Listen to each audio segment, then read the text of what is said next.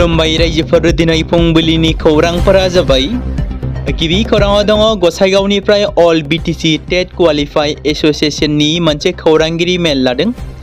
खौरांगिरि मेलनि गेजेरजों थाबैनो टेट उथ्रिसार जानाय बिजाथिफोरखौ थिसननो खावलायो। बेजों लोगोसे सोलोंथाइ बिफाननि इएम रबिराम नार्जारिनिसिम सोंथि खालामनानै थिसननाय बिलाइखौ माब्ला होगोन आरो माब्ला मोनगोन होननानै सोंथि खालामो। थाबैनो मेरिट लिस्ट फोसावनाय जायाब्ला आरटिआई होनानै संदाननाय जागोन होननानैबो खौरांगिरि मेल लानानै अल बिटिसि टेट क्वालिफाइ एसोसिएशन आफादा फोरमायो। अल बिटिसि टेट क्वालिफाइ एसोसिएशननि आफादगिरि बाबुल राय बिथाङा बुङो। सनितपुर जिल्लानि गार्जेन मिनिस्टारनि बिबान मोननायनि उनाव मैया मन्त्रि बिश्वजित दैमारी बिथाङा रिभिउ मिटिं खालामो। तेजपुर कन्वेन्शन सेन्टाराव सनितपुर जिल्लानि गुबुन गुबुन बिफाननि गाहाय मावख'गिरिफोरजों रिभिउ मिटिं खालामो।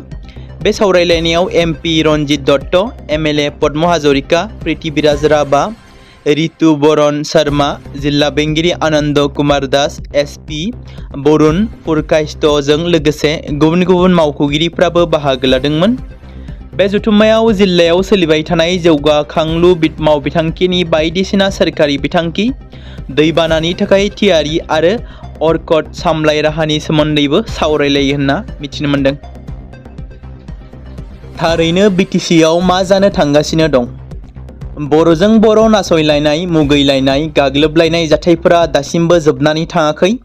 बेबादिनो थांनाय 3 जुन खालाराव जालांनाय जाथाय, जाय जाथाया बर' समाजाव गोख्रों फिनजाथाय सोमजिहोदों।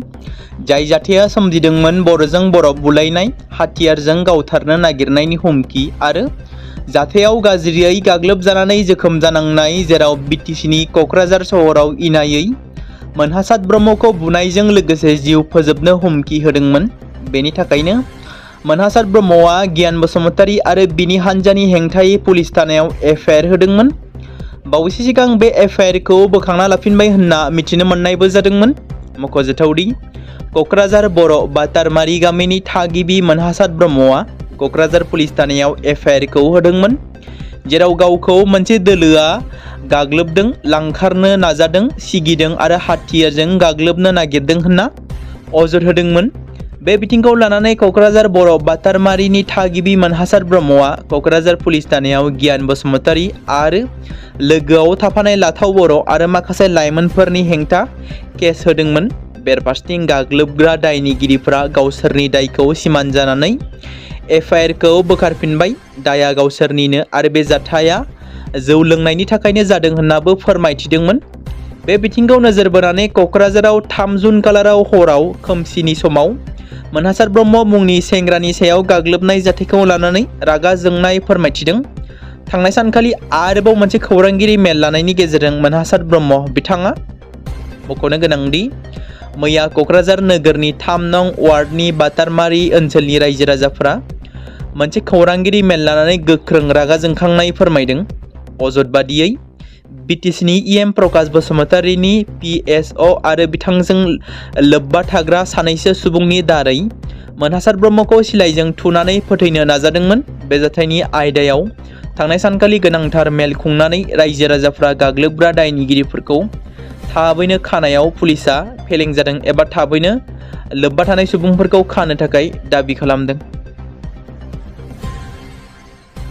फिन आरोबाव क'क्राझाराव सिखाव खावनाय जाथाय।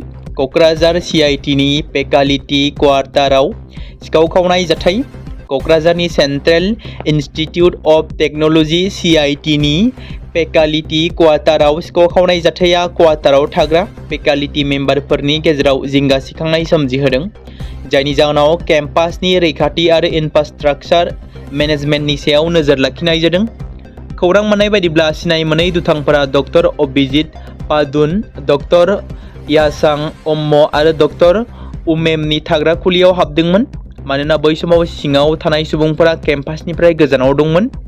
बेनिखायनो बे खावनाय जाथाया हर गेजेराव जादोंमोन होनना मिथिनो मोन्दों। थागिरिफोरा अजद होदों दि बे जाथाया फसंथाननि रैखाथि राहाफोराव गोब्राब लोरबांथि सोमजिहोदों। बिथांमोना मोब्लिब गोहो बन्द जानाय समाव थोजासे मोब्लिब गोहो बेकआप होनाय, थोजासे नङै नोजोर लाखिनायनि राहा जेरै सीसीटीवी आरो थोजासे रैखाथि मावफारिया गैयैनि जाहोन जायनि थाखाय खावनाय जाथाया जाफुंसार जानो हागौ। बन्द सान आरो हरखाब जाथायफोरनि समाव केम्पासाव मोनसे समान खुंथायारि नुजाथि गैयैनि थाखायबो जिंगा सिखांनाय जादों। आसामनि दाब दाब जायगायाव मानसि गोमानाय लांखारनाय जाथायफोरा जाबोबाय थादों। बेबादिनो बावैसो सिगां डिब्रुगड़ नोगोरनि सान्थिपारा ओनसोलाव PN रडनिफ्राय सासे सिख्लाखौ लांखारनाय जाथायनि सोमोन्दै डिब्रुगड़ पुलिसा खौरां मोनो, जेराव फुंनि समाव थाबायनो थांनाय सासे सिख्लाखौ दुथां सुबुंफोरा लांखारदोंमोन। बै सानखालिनो पुलिस बिबानगिरिफ्रा बिखौ तिनिसुकिया रेलवे स्टेशननिफ्राय बोखांनो हादोंमोन। तिनिसुकिया पुलिसा रैखा खालामनानै डिब्रुगड़ पुलिसनि आखायाव गथायनायनि उनाव सिख्लाया लांखारनायनि बागै माखासे खेंफोरथि होयो। नाथाय सिख्लानि बिबुंथिया बेसेबां सैथो बेखौ लानानै डिब्रुगड़ पुलिसा नायबिजिरनायखौ जागायदों। नायबिजिरनायाव बिथांनि बिबुंथिनि उल्था मोनसे नुथाय नुजाथिदोंमोन। पुलिसा बानिपुर स्टेशन आरो गुबुन गुबुन जायगाफोराव हारसिङै गिदिंबाय थानाय सिख्लानि CCTV फुटेजखौ मोननो हादोंमोन। पुलिसा मिथिनो मोनोदि लांखारनाय जाथायखौ हिन्जावसाया गावनो बानायदों। डिब्रुगड़ पुलिसा फोरमायबावनाय बादिब्ला बे सिख्लाया मडेलिं केरियार खालामनानै गुवाहाटीआव थांनो गोसोजों एबा थांनो गावनो गोसो लानानै न'खौ नागारना अट'रिक्साजों बानिपुर रेलवे स्टेशनसिम थांदोंमोन। बिनि बिमा बिफाया मडेल जानो लुबैनायखौ राजि जायाखैमोन, बेनिखायनो बियो गावनो न'खरनिफ्राय मिथिहोआलासे एबा न'खरनि सुबुंफोरनो जेबो खौरां होआलासे ओंखारलांदोंमोन होनना सुलुंनिफ्राय मिथि मोनदों। 2026 आरो 2027 बोसोरनि थाखाय मुं थिसननाय हाबाफारिया नर्थ इस्टार्न फायार सार्भिस एकाडेमियाव सोलिगासिनो दं। North eastern fire service academy थामहिनबा NEFSA, जायखौ NE थामहिनबा नेप्सा होननानै गुसुङै मिथिनाय जायो, आथिखालाव 2026 आरो 2027 बोसोरनि थाखाय मुं थिसननायनि हाबाफारिखौ सोलिगासिनो दं। बे फसंथाना अर खोमोरनाय, रैखाथि सामलायनाय आरो इमारजेन्सि सिबिथायजों सोमोन्दो गोनां फोरोंथायनि गेजेरजों लाइमोन हौवा आरो आइजोफोरखौ रोंगौथि गोनां सुबुं सम्पद महरै जौगाहोनायनि थांखिजों खामानि मावबोगासिनो दं। फोरोंथायल' नङा, नेप्साया साख्रि मोनहोनायनि सायावबो जर'खा गोनांथि होयो। बियो गुबुन गुबुन फसंथानफोराव थिसननायनि खाबु होनानै फोरोंथाय मोननो हानाय फरायसाफोरखौ मदद खालामो, जाय आसामनि जायगानि लाइमोनफोरनि थाखाय खाबुनि मोनसे गोदान लामा बेखेवो। नेप्सानि बिबानगिरिफ्रा गोसो गुदुं बिजाथिफोर जायफोरा केरियार, सोलोंथाय आरो गोजों इयुन सोरजिनायनि थांखि लादों। जाय फरायसाफोरा गोसो गुदुं बिथांमोनखौ मुं थिसननायनि हाबाफारिखौ थाबैनो फोजोबनो खावलायदों। नेप्सानिफ्राय मुं थिसननाय आरो गुबुन मिथिनायनि थाखाय नेप्सा फोरोंथाय मिरुखौ फन नाम्बाराव फोनांजाब खालामनो हागोन, जेरै नोंथांमोना 9127020101, 9127050101 नङाब्ला 9394651692 जानबुं नम्बराव जगाजग खालामनो हागोन। बनरगाव दख'रा दुलाराय बर' फरायसा आफादनि बानजायनायाव मागुरमारि गोजौ फरायसालियाव मेट्रिक आनजादाव सेथि थाखोआव उथ्रिसार जानो हानाय, टप 5आव उथ्रिसार जानो हानाय एबा जायगा मोननो हानाय बर' फरायसाफोरखौ बरायनाय आरो मान बावनाय हाबाफारिखौ मासि लानानै दैदेनो बनरगाव दख'रा दुलाराय बर' फरायसा आफादनि आफादगिरि बिकास मुसाहारि बिथाङा। हाबाफारिखौ क'क्राझार जिल्ला दुलाराय बर' फरायसा आफादनि लोगो आफादगिरि काम्पा बसुमतारी बिथाङा बेखेवगिरि आलासि महरै बाहागो लानानै बेखेवनानै होयो। बे हाबाफारियावनो दुलाराय बर' फरायसा आफादनि सोलोंथाइ नेहाथारि सोमावसार बसुमतारी बिथाङा गाहाय आलासि महरै बाहागो लानानै फरायसाफोरखौ बेसेन बरहा थुलुंगाखां बिबुंथि लाखियो। बे हाबाफारियावनो बाहागो लाबावो दुलाराय बर' फरायसा आफादनि लोगो हारिमु नेहाथारि बुद्धिराम बसुमतारी, लोगो थुनलाइयारि नेहाथारि सानसुमा बर', मागुरमारि गोजौ फरायसालिनि गाहाय फोरोंगिरि रिन्जय घोष, लोगोसे ओनसोलनि सानसुमै फोरोंगिरि आरो दख'रा एबसुनि गोबां बिबानगिरि बिथांमोनाबो बाहागो लादोंमोन। MPA उथ्रिसारनाय डिबिकन बर'जों दान्दिसे मोगा-मोगि। मास्टार्स अफ पारफर्मिं आर्ट उथ्रिसारना गावखौ गायसननो हादों खैराबारि हालामनि डिबिकन बर'आ। उन्दै समनिफ्रायनो मेथाइ रोजाबनायाव गोसो होबोनानै भकेल बिथिङाव MPA डिग्री लानो हानानै मिरुआरि फरायसालियाव सासे मेथाइ फोरोंगिरि महरै गावखौ मुखुब खालामनो हाबाय डिबिकन बर'आ। खैराबारि जौमा फरायसालिनिफ्राय BA उथ्रिसारनानै मेथाइनि फारसे गुवारै सोलोंनो हांखुर जानाय डिबिकन बर'आ छत्तीसगढ़नि इन्दिरा कला संगीत मुलुगनां फरायसालिमानिफ्राय 2023 मायथाइयाव BPA उथ्रिसारो आरो लखनऊ बाटकान्डे संस्कृति इउनिभारसिटिनिफ्राय MPA उथ्रिसारो। आथिखालाव निउ मिसामारि आर्मी पाब्लिक स्कुलाव बिथाङा साख्रि मावगासिनो दं। मोनसे गोजोनथाव खौरां, जों खोनानो मोनो आसामनि मोनफ्रोमबो ट्रेन लाखिग्रा एबा रेलवे स्टेशनाव असमिया आरो हिन्दी रावजों एनाउन्समेन्ट होनाय एबा ट्रेन फैनो गोनांखौ फोरमायनानै होनायखौ जों खोनानो मोनबाय थायो। नाथाय बर' रावा आसामनि नैथि अफिसियेल लेंगुवेज हिसाबै जायगा मोननो हादोंब्लाबो बर'आ जायगा गैया। नाथाय मानो? बर'नि दैदेनगिरि राजखान्थिगिरिफ्रा बेनि सायाव राहा लागोन ना? बेराफारसेथिं गोजोनथाव खौराङा बेनोदि क'क्राझार रेलवे स्टेशनाव फैनो गोनां ट्रेनफोरनि फोसावनायखौ नोंथांमोना थाबैनो बर' रावजों खोनानो मोनसिगोन। खौरां मोननाय बायदिब्ला क'क्राझार रेलवे स्टेशनाव फैनो गोनां ट्रेनफोरनि फोसावनायखौ नोंथाङा दा बर' रावजों खोनानो मोनसिगोन। मख'नो गोनां बाथ्रा दि सिगां समाव बर' रावजोंबो होनाय जायोमोनब्लाबो गोबाव समनि थाखाय बन्द जानानै दंथ'योमोन। क'क्राझार रेलवे स्टेशननि अनगायैबो गुबुन गासै आसामाव थानाय रेलवे स्टेशनाव बर' रावजों एनाउन्स होनाय बेबस्थाया जाहाथे थाबैनो जायो बेखौनो आसा खालामनाय थाबाय। क'क्राझार स्पेसियेल कर्टनि गोनांथार बिजिरनाय जिनाहारि खालामग्रा सानवार हुसेनखौ 20 बोसोरनि गोख्रों जोबथेसालिनि साजा फोसावबाय। नाजमुल हुसेननि हेंथायै क'क्राझार स्पेसियेल बिजिरसालिनि गोनांथार राय दान।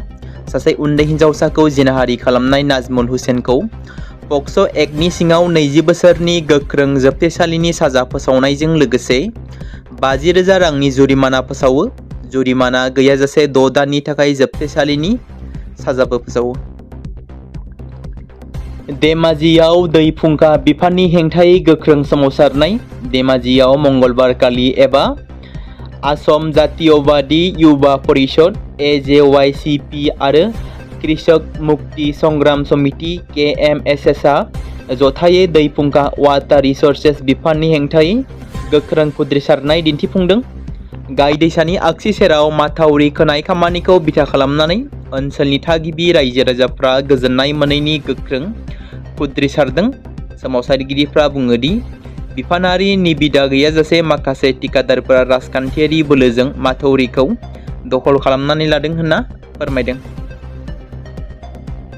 तामुलपुर हाग्रानि मैदेरा माखासे न'फोरखौ सिलिंखार खालामदों, धोन सम्पति खहा खालामदों। तामुलपुर जिल्लायाव मानसि हाग्रानि मैदेरनि दाङाबाजिया सानफ्रोमबोनि जाथाय जानानै फैदों। दैज्लां अखानि बोथोरजों हाग्रानि मैदेरफोरा सुबुंफोरनि थाग्रा जायगाफोराव हाबफैनानै गिखांनाय सोमजिहोदों। भारत-भुटान सिमा साखाथि आरो ओनसोलनि गोबां सुबुं अनजिमा थानाय जायगायाव हाबफैनानै न' बां आरो धोन सम्पति खहा खालामदों होनना बे समाव मिथिनो मोनदों। तामुलपुराव गार्जेन मिनिस्टार जयन्त मल्ल बरुवानि खौरांगिरि मेल जथुमा जिल्लानि गासै मावख'गिरिफोरजों सावरायदों।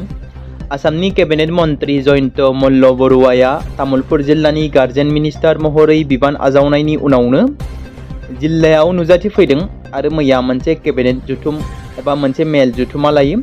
केबिनेट मन्त्रि बिथाङा तामुलपुर जिल्ला बेंगिरिनि मावख'आव एबा जिल्लायाव गुबुन गुबुन जौगाखां बिथांखिफोर, सोरखारनि मावथांखिफोर आरो सुबुं अनसायजों सोमोन्दो गोनां जेंनाफोरनि सायाव सावरायो। बे बिफानारि सावरायनाय हाबाफारियाव केबिनेट मन्त्रि बिस्वजित दैमारी, बिटिसि हायुङारि खुंथायनि आखान्थि बुंथिगिरि बिजित गोरा नार्जारी, जिल्ला बेंगिरि सिमि करनजों लोगोसेनो गोबां दैदेनगिरिफोर आरो मावख'गिरिफ्रा बाहागो लादोंमोन।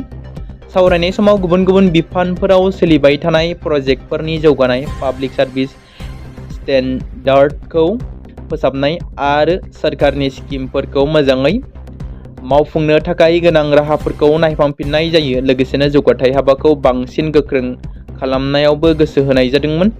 मन्त्रि बिथाङा बिफानारि बिबानगिरिफोरखौ सोरखारनि अनसाय बिथांखिफोरखौ मोजाङै मावफुंनो आरो सरासनस्रा सुबुंफोरनो बांसिन मुलाम्फा होनो थाखाय गोनां राहा लानो खावलायो।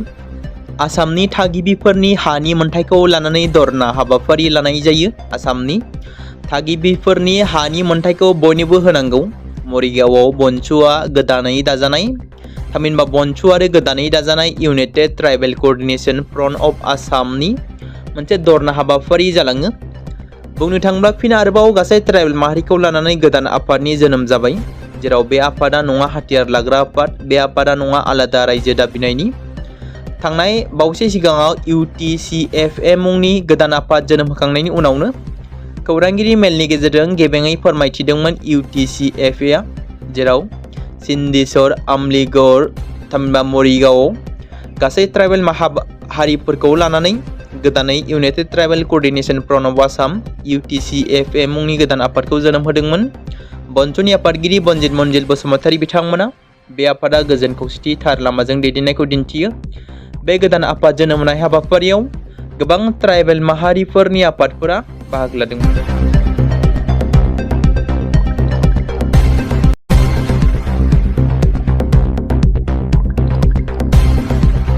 बे समाव मोनसे गोजोनथाव खौरां बाक्सा जिल्लानि बरमायाव थानाय रुरेल एकाडेमिया लानानै फैदों नोंथांमोननि थाखाय मोनसे गोजोनथाव खौरां।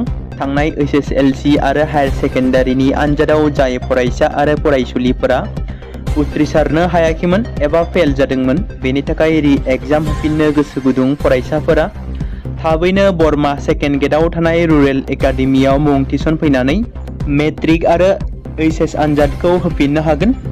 बेनि अनगायैबो जाय फरायसाफोरा थांनाय मेट्रिक आरो HS आनजादाव नांगौ बादि जौखोन्दो एबा मार्क्स लानानै उथ्रिसारनो हायाखैमोन, बिथांमोनाबो बे रुरेल एकाडेमियाव एडमिशन खालामफैनानै मार्क्स इमप्रुभमेन्ट खालामनो हागोन। स्ट्रिम हिसाबै आर्ट्स, साइन्स आरो कमार्सनि गासैबो फरायसाफोरा रुरेल एकाडेमियाव एडमिशन खालामनो हागोन। बेनि थाखाय थाबैनो 8761903455 नङाब्ला 8720358865 जानबुं नम्बराव जगाजग खालामहरनो हागोन।